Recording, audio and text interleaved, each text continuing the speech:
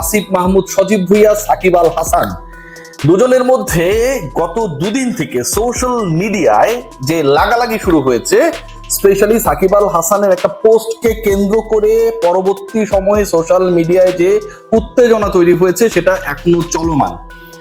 যেই ঘটনা প্রবাহ তাতে এটা এমন একটা পর্যায়ে গেছে, বাংলাদেশ ক্রিকেট বোর্ডকে অফিসিয়াল একটা ডিসিশন বা ডিক্লারেশনের দিকে যেতে হতে পারে।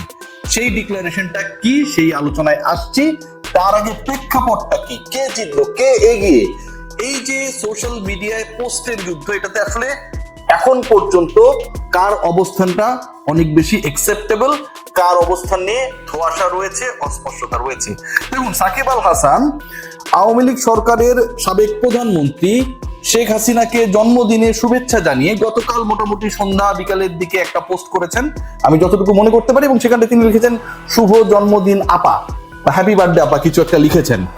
তার পরবর্তী সময়ে আসিফ মাহমুদ, সজীব ভুঁইয়া যে রিয়াকশনটা দেখিয়েছিলেন, যেহেতু তিনি যুব ক্রীড়া উপদেষ্টা, বিসিবির উপর তার একটা বড় নিয়ন্ত্রণ বলেন, অধিকারের জায়গা বলেন রয়েছে, এটা অফিসিয়ালি আনঅফিসিয়ালি কেউ স্বীকার করুক না করুক থাকবে। তিনি লিখেছেন একজনকে পুনর্বাসন না করায় সহস্র গালি দিয়েছেন আপনারা আমাকে। মানে সাধারণ মানুষের perception Shakib Al Hasan is a very big star বাংলাদেশের ক্রিকেট হিস্ট্রিতে। তিনি রাজনীতি যতই করেন না কেন, এই স্টাফ গুলোকে বা সাকিবের কন্ট্রিবিউশনের জায়গাটাকে কেউ মুছে ফেলতে পারবে না।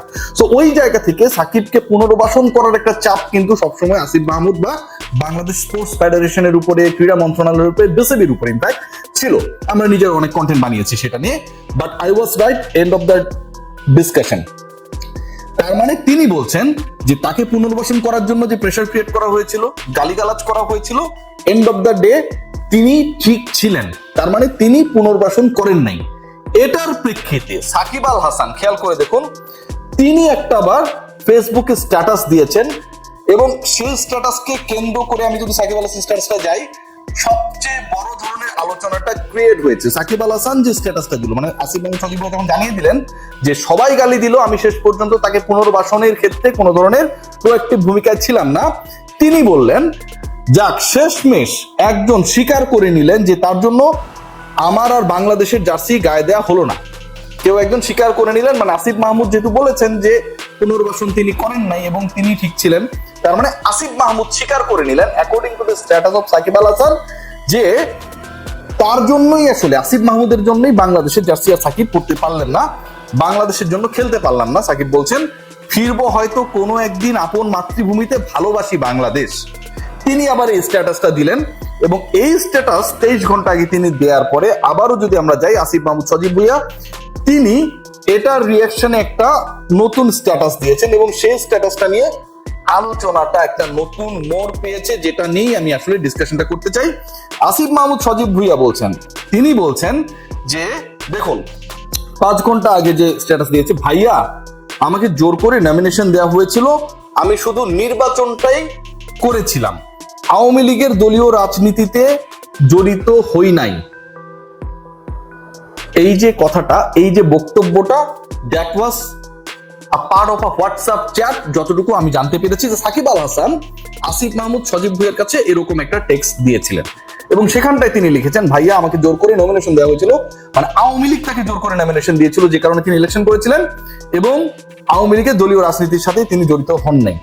এখন বক্তব্যের জায়গাটা আপনি দেখেন, এইটা হওয়ার পরবর্তী সময় চ্যানেল 24-এ আমরা যদি খেয়াল করি, আসিফ মাহমুদ সজীব ভাই একটা স্টেটমেন্ট দিয়েছেন আজকেই, সেখানটায় লিখেছেন বা বলেছেন বিসিবির প্রতি আমার স্পষ্ট নির্দেশনা থাকবে, বাংলাদেশ ক্রিকেট বোর্ডের প্রতি তার স্পষ্ট নির্দেশনা থাকবে, কাইন্ড অফ অর্ডার, সাকিব যেন আর কখনোই বাংলাদেশ দলে খেলতে না পারেন। এরপরের বক্তব্য যেটা ইতোপূর্বে, এটা আমি বোর্ডকে এভাবে না বললেও এখন বোর্ডের প্রতি আমার স্পষ্ট নির্দেশনা, মানে এর আগে তিনি ক্রিকেট বোর্ডকে ইনফ্লুয়েন্স না করলে এখন সরাসরি তিনি নির্দেশনা দিচ্ছেন সাকিব আল হাসান কখনোই বাংলাদেশ টিমে আর খেলতে পারবেন না। আলোচনাটা কোথায়? আলোচনাটা যে জায়গাটা আমার কাছে মনে হয় যে এখানটায় আসিফ মাহমুদ সজীব ভুঁইয়া যে বক্তব্য বা যে রিয়াকশনটা দেখিয়েছেন, সাকিব আল হাসান সাবেক আওয়ামী লীগ সরকারের প্রধানমন্ত্রীকে বার্থডে উইশ করার পরে, এখন প্রশ্নের জায়গা যেটা, মানে একটু আমি এই ব্যাপারটা নিয়ে আমি আসলে খুব কনফিউজড, এবং আসিফ মাহমুদ সজীব ভুঁইয়ার সাথে আমার ডেফিনেটলি দেখা হবে, আমি এই প্রশ্নটা করব, যেহেতু আমার জার্নালিস্টিক পয়েন্ট অফ ভিউ থেকে এটা জানার এবং জানানোর একটা সুযোগ রয়েছে, যে যেই মানুষটা সাবেক প্রধানমন্ত্রীকে উইশ করছেন, রাইট, সেই মানুষটাই আবার বর্তমান ক্রীড়া উপদেষ্টাকে টেক্সট করছেন যে আমি রাজনীতিতে জড়িত ছিলাম না, জোর করে আমাকে ইলেকশন করিয়েছে। সো এটা কিন্তু ডাবল স্ট্যান্ডার্ড, এটা টোটালি ডাবল স্ট্যান্ডার্ড। এবং এই ডাবল স্ট্যান্ডার্ডে যে ঘটনাটা ঘটছে খেয়াল করে দেখবেন, সেটা কিন্তু সাকিব আল হাসানের দুইটা বক্তব্যের প্রেক্ষাপটে। একটা হচ্ছে তিনি উইশ করছেন, আবার এক জায়গায় তিনি উইশ করা সাকিব আল হাসান, রাজনীতিবিদ সাকিব আল হাসানই তো উইশ করছেন, ক্রিকেটার সাকিব আল হাসান তো উইশ করছেন না। তিনি আবার আসিফ মাহমুদ সজীব ভুঁইয়াকে 5 আগস্টের পরে জানাচ্ছেন যে তিনি রাজনীতি করেছিলেন প্রেসারে পড়ে। তো আপনি যার প্রেসারে পড়ে পলিটিক্স করবেন, নিশ্চয়ই তাকে তার জন্মদিনে আপনি উইশ করবেন না। আর যদি আপনি কাউকে উইশ করেন, নিশ্চয়ই তার প্রেসারে পড়ে রাজনীতি করবেন না। এই যে ঘটনাটা ঘটেছে, এটার প্রেক্ষাপটটা এমন একটা পর্যায়ে চলে গেছে যে Shakib Al Hasan kind of challenge দিয়েছেন যে আসিফ মাহমুদ সজীব ভুঁইয়ার কারণেই তিনি আসলে জাতীয় দলে বাংলাদেশের জার্সি গায়ে দিয়ে, লাল সবুজের জার্সি গায়ে দিয়ে খেলতে পারেন নাই। স্পষ্ট যে অন্তত কেউ ক্লিয়ার করলো তার বক্তব্যে।